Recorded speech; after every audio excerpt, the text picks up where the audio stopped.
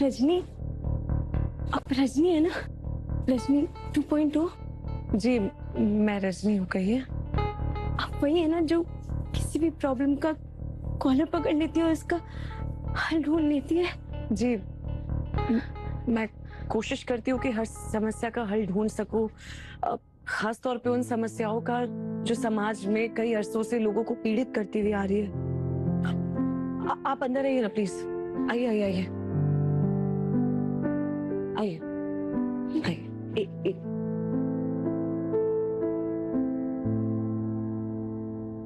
बैठो।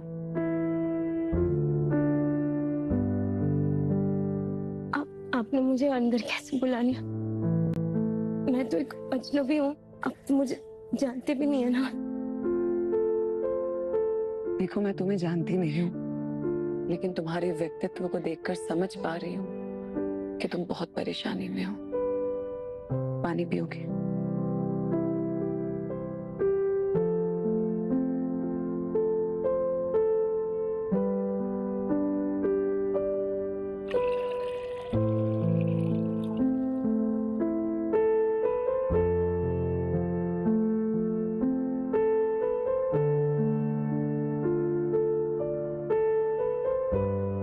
ये लो, पानी पियो।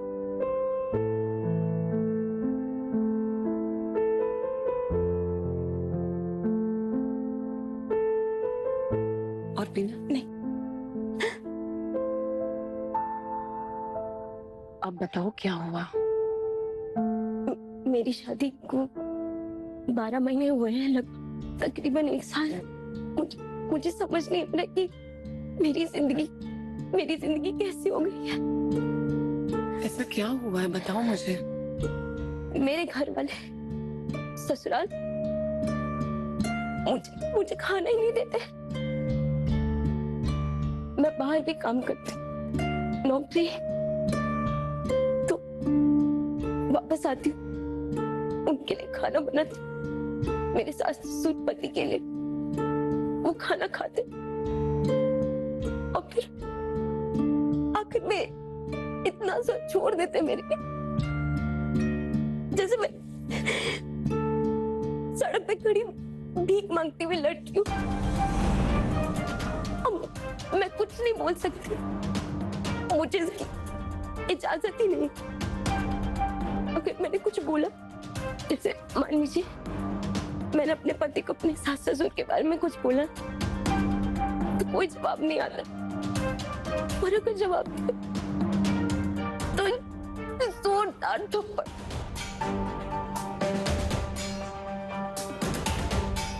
सास ससुर के सामने तो बोल ही नहीं सकती, सख्त बनाई है।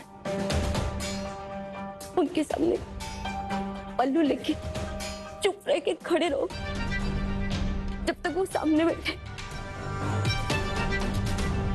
ये किसी जल्लादों के परिवार में भी आधी गई हो।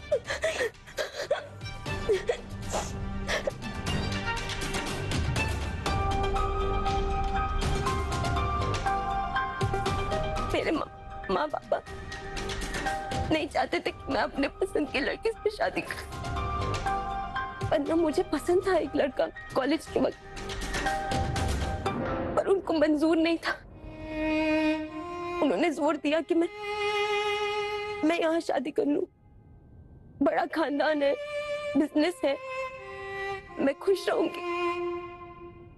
मैंने बात मान के शादी कर ली। अब मेरी हालत देखी क्या हो गई है।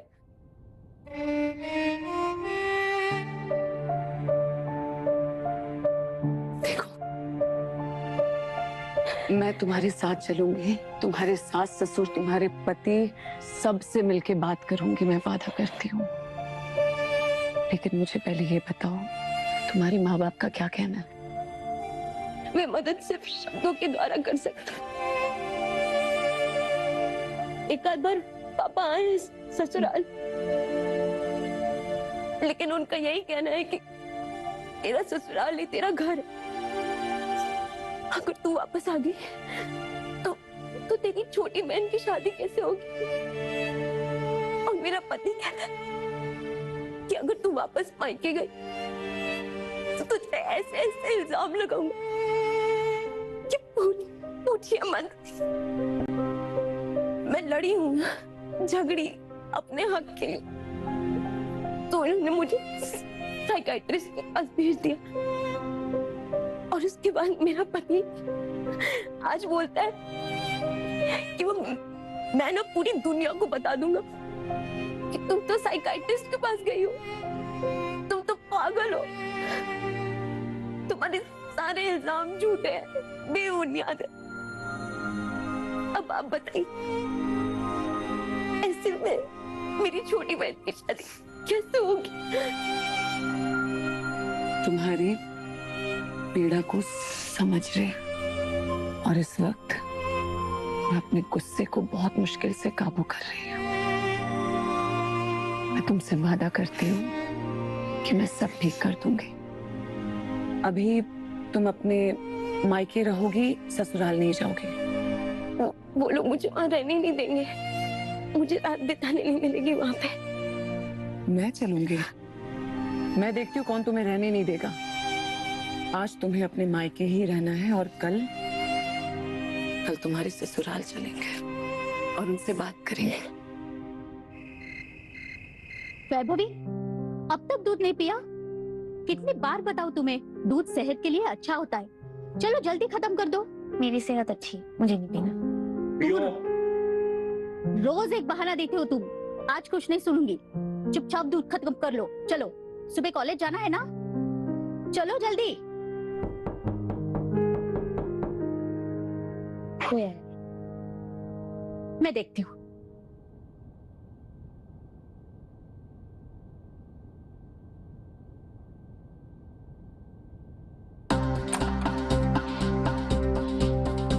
अरे दीप्ति बेटा, तुम इतनी रात को हमारे घर पे? क्या हुआ है? अरे कुछ तो बोलो, आखिर हुआ क्या है? और ये माफ कीजिएगा, मैंने आपको पहचाना नहीं। जी, क्या हम अंदर आ सकते हैं? हाँ आइए।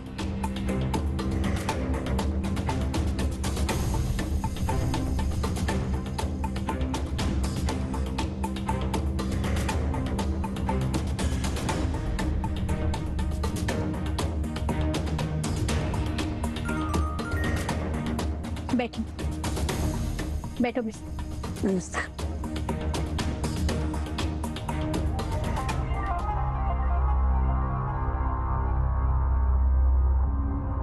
जी, मेरा नाम रजनी है और दिव्य है, और दीप्ति मेरे घर आई थी।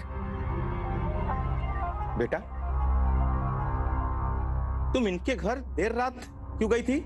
अपने ससुराल होना चाहिए था ना तुम्हें इस वक्त। नहीं नहीं, प्लीज आप दीप्ति से कुछ मत कहिए, इसमें उसकी कोई गलती नहीं है। वो बेचारी परेशान है। उसके ससुराल में उसे प्रताड़ित किया जा रहा है, तंग किया जा रहा है, और उससे बर्दाश्त नहीं हुआ तो वो मेरे पास आई और उसने मुझे सारी बातें बताई।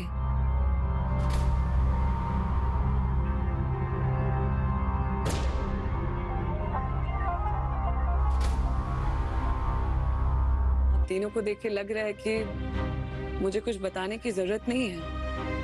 आप तीनों अच्छे से जानते हैं कि इसके ससुराल में इसके साथ क्या हो रहा है।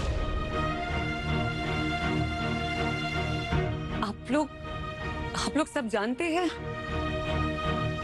बेटा, क्या तुम दीप्ति की सहेली हो? नहीं, मैं एक समाज सेविका हूँ। मेरी माँ भी एक समाज सेविका थी। मैं बस उन्हीं के नक्शे कदमों पर चल रही हूँ। वैसे मैं कौन हूँ इससे ज्यादा फर्क नहीं पड़ता है, लेकिन मुझे दीप्ति की सहेली ही समझिए। मेरा कहने का मतलब बस यही है कि ये परेशान है अपने ससुराल में, और मैंने इससे कहा कि आज रात ये अपने माता पिता के साथ यहाँ रात गुजारे, और कल सवेरे हम तुम्हारे ससुराल बात करने चलेंगे। लेकिन इसने मुझसे कहा कि आप लोग इसे यहाँ रात गुजारने नहीं देंगे। हाँ, तो सही कहा ना इसने। शादी के बाद लड़की का घर तो उसका ससुराल होता है।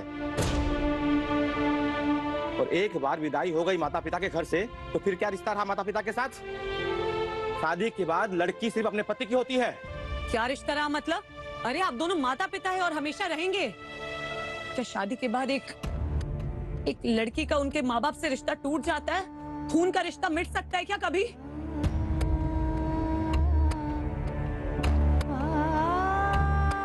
देखिए, मैं माफी चाहूंगी। मैं आप दोनों से अनुरोध करती हूँ, रात काफी हो गई है, दीप्ति को यहाँ रात गुजारने दे। कल मिलकर हम इसके ससुराल चलते हैं और उनसे बात करते हैं, प्लीज।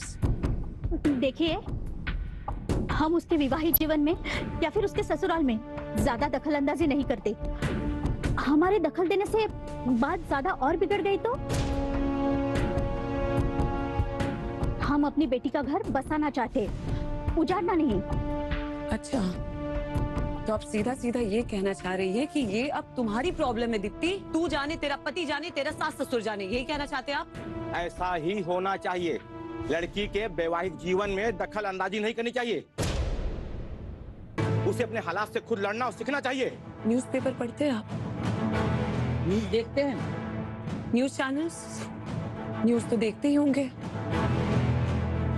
इसी रवैये के कारण कितनी बच्चियों ने अपनी जानें गंवाई है और ससुराल से उनकी लाशें आई है। समझ आ रहा आप लोगों को? इस रवैये का बदलना बहुत जरूरी है, खास करके लड़की के माता पिता का। अगर नहीं बदला तो ना जाने और कितनी जानें जाएंगी। आप लोग अगर अपनी बच्ची से प्यार करते हैं तो समझिए, उसकी तकलीफ को समझिए, परेशानी को समझिए, उसके लिए खड़े रहिए। आज दीप्ति यही रात गुजारेगी और कल मैं इसके साथ इसके ससुराल जाऊंगी। अगर आप लोगों को नहीं चलना है तो मत चलिएगा। मैं अकेले ही प्यार से उन्हें सबक सिखा के आऊंगी।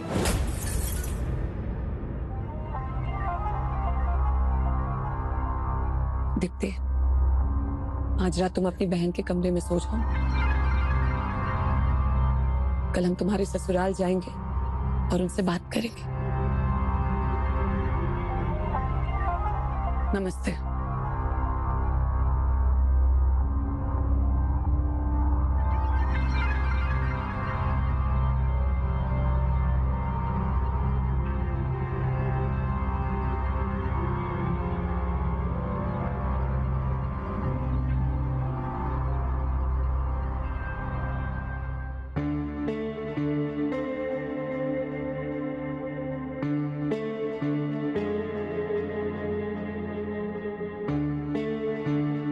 दीदी, तुम्हारा और जीजू का डिवोर्स तो नहीं हो जाएगा ना? वो सब तो मुझे नहीं पता वैभवी। बस इतना पता है कि वो लोग मेरी बिल्कुल इज्जत नहीं करते। मेरे साथ बहुत बुरा व्यवहार करते हैं। मैं थक गई हूँ सब चीजों से। एक तो नौकरी करूं और दूसरी तरफ निखिल को देखती हूँ कि वो सिर्फ अपनी माँ की तरफदारी करते रहता है। और तो वो सिर्फ मेरे कमरे में आता है रात को सोने के लिए बस, और ऐसे तो सिर्फ अपनी माँ से बात करते रहता है। पता नहीं दोनों मिलके क्या प्लान बना रहे हैं मेरे लिए। और ऊपर से ये ताना देना कि दहेज कम लाई थी, मैंने कॉम्प्रोमाइज किया है, इसलिए सैलरी से जितने भी पैसे आते हैं मैं सब के सब बैंक में ट्रांसफर कर देती हूँ उनके। अब तुम ही बताओ, ऐसे में कोई भी लड़की इस हालत में चीखेगी या चिल्लाएगी नहीं जब उसके खुद के सैलरी में उसे हिस्सा मांगने के लिए अपने पति से मोहताज बनना पड़ता है। कुछ भी मांगो तो उसका जवाब देना पड़ता है। 1000 चाहिए तो क्यों चाहिए? हाँ दी, मैं समझ सकती हूँ आपकी क्या सिचुएशन है, लेकिन अगर आपका और जीजू का डिवोर्स हो गया तो मेरा रिश्ता भी छूट जाएगा। मतलब I mean कि अगर समर के मम्मी पापा को पता चला कि घर की बड़ी बेटी ने पहले ही डिवोर्स ले लिया है तो वो तो यही समझेंगे ना कि जब बड़ी बहन ऐसी है तो छोटी बहन भी ऐसी ही निकलेगी, और फिर उसके मम्मी पापा कभी मेरी और समर की शादी नहीं होने देंगे।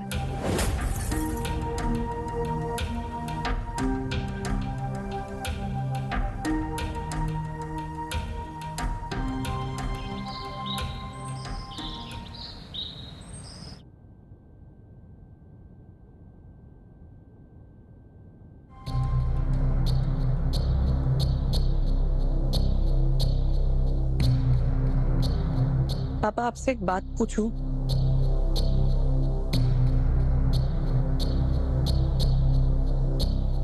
एक क्या 10 बातें पूछो।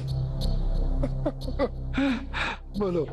पापा अगर कल को मेरी शादी हो गई और शादी के बाद मुझे ये रियलाइज होता है कि लड़का गलत है, वो हिंसक है, हाथ उठाता है मुझ पर, और मेरे सास ससुर भी मेरे साथ बुरा बर्ताव कर रहे हैं, उस वक्त अगर मैं आपको कॉल करती तो आप क्या करते? जाहिर सी बात है गुड्डू, मैं तुम्हारे ससुराल आता, तुम्हारे पति को 2 बातें सुनाता, तुम्हारे सास ससुर से बात करता और जो भी समस्या है उसका समाधान ढूंढने की कोशिश करता ताकि तुम्हारी जिंदगी बेहतर हो सके। लेकिन पापा अगर मेरी जिंदगी उसके बाद भी बेहतर नहीं होती तो फिर तुम्हें अपने घर ले आता, मतलब यहाँ ले आता, क्योंकि और कोई तरीका नहीं है। मैं तुम्हें वहां थोड़ी छोड़ देता और फिर देखता कि इसका असर तुम्हारे पति पर और तुम्हारे सास ससुर पर क्या होता है। आप मुझे सच में घर ले आते हैं? 100%। लेकिन पापा फिर कुछ माँ बाप ऐसे क्यों कहते हैं कि लड़की पराया धन है, लड़की हमारी पराई हो गई है, अब तेरा घर ससुराल ही है, तू मायके नहीं आ सकती, आना भी है तो 1-2 दिन के लिए, लेकिन तू अब अपनी नहीं रही, ऐसा क्यों कहते हैं? अगर ऐसा लोग कहते हैं तो बहुत गलत कहते हैं, क्योंकि बाप का घर तो लड़की का घर रहेगा ही, हमेशा हमेशा। अगर बाप दुनिया से चला जाता है तो वो घर लड़की का बन के रह जाएगा। अब देख, अगर तेरा कोई भाई होता तो ये घर तुम दोनों का हो जाता, या जितने भी बच्चे होते हैं सबका बराबर का हक होता है घर पर अपने पिता के, सिर्फ लड़के का थोड़ी होता है, यही कानून है। पापा लेकिन ये बात लोग नहीं समझते हैं, उनका यही कहना है कि लड़की इस घर की अब नहीं रही है, ससुराल ही तेरा घर है, ये बात वो नहीं समझ पा रहे। और आपने भाई वाली बात बिल्कुल सही कही, कुछ लोगों का ये मानना है अभी भी कि शादी के बाद लड़की तो चली जाएगी ससुराल, पर माँ बाप के घर पर, उनकी प्रॉपर्टीज पर सिर्फ लड़के का ही हक है। इसी कारण लड़कियों के साथ बहुत बहुत अन्याय हो रहा है। बहुत गलत हो रहा है, इस कानून का प्रचार करने की जरूरत है कि किसी भी पिता की प्रॉपर्टी पर या माँ की प्रॉपर्टी पर दोनों का बराबर का हक। It's the law, it's the law of the land, हमारे देश का कानून है। I love you. I love you too. आप बहुत अच्छे हो, आप सच में बहुत अच्छे, मैं बहुत लकी हूँ। आपके जैसे पापा सबको मिले, सबको। आप सच में बहुत अच्छे हैं। क्या हुआ, क्या है ऐसा?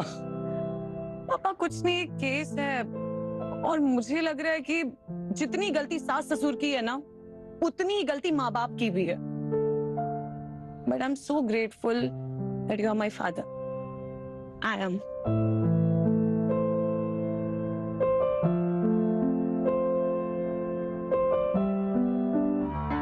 आपको क्या लगता है हमें उसके ससुराल चलना चाहिए?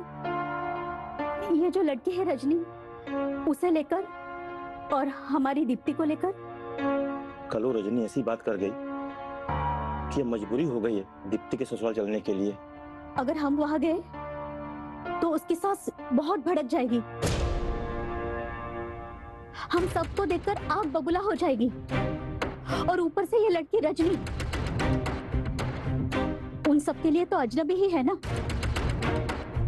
उसे देखकर वो लोग और भड़क जाएंगे, वो लोग सोचेंगे कि हम उनका पूरी दुनिया में ढिंढोरा पीट रहे हैं, कि वो लोग हमारी बेटी के साथ बुरा बर्ताव कर रहे हैं। लेकिन बुरा बर्ताव तो कर ही रहे हैं ना। बस मुझे डर एक ही बात का है कि हमारे मिलने के बाद कहीं वो लोग और बुरा बर्ताव ना करें दीप्ति के साथ। ऊपर से रजनी खुद को कंट्रोल नहीं कर पाएगी। उसका तो वहाँ कुछ नफा नुकसान है नहीं, तो क्यों कंट्रोल करेगी वो खुद को? वो तो दो टूक बातें करेगी।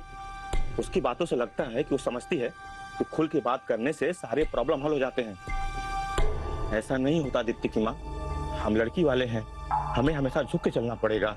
सुनिए ना, तो उसे कहते कि वो ना चले, हम चलेंगे। मुझे नहीं लगता कि दीप्ति उसके बगैर जाएगी। दीप्ति को लगता है कि रजनी उसके लिए ढाल बन चुकी है और वो उसकी मदद जरूर करेगी।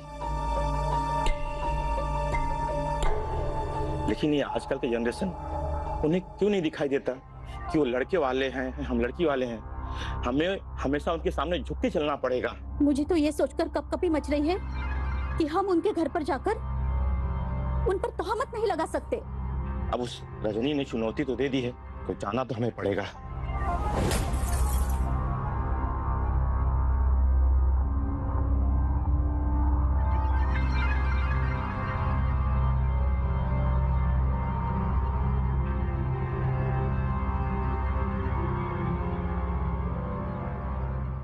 दीप्ति, हमें तो ताज्जुब हो रहा है कि तुम अपने साथ अपने माँ बाप को यहाँ लेकर आई हो और साथ में रजनी को भी, सिर्फ अपना पक्ष रखने के लिए। ऐसा क्या हुआ है तुम्हारे साथ इस घर में जो तुमने इतना बड़ा बखेड़ा खड़ा कर दिया? हाँ,